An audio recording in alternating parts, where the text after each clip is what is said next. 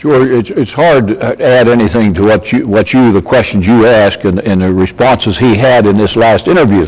They keep saying the news media is being negative. They keep making excuses for the lack of progress.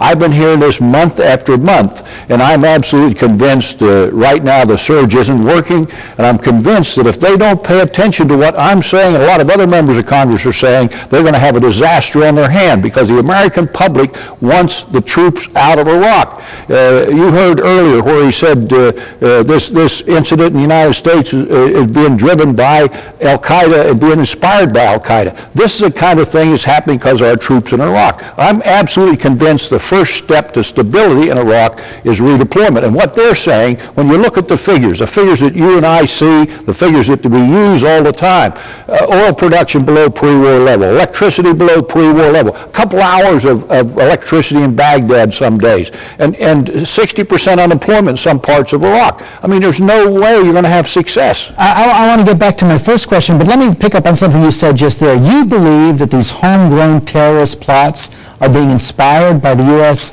Work in Iraq right now?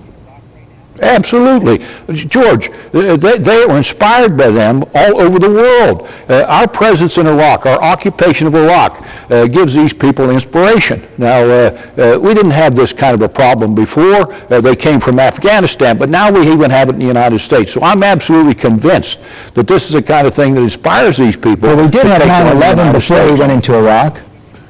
Yeah, we had 9/11, but that came from Afghanistan. There was no Al-Qaeda in Iraq. We don't even know how many Al-Qaeda in Iraq right now. For instance, we think a couple thousand. They'll take care of Al-Qaeda. They'll get rid of Al-Qaeda. Our presence in Iraq is inspiring them to recruit people all over the world. So this is the problem that we have. So you're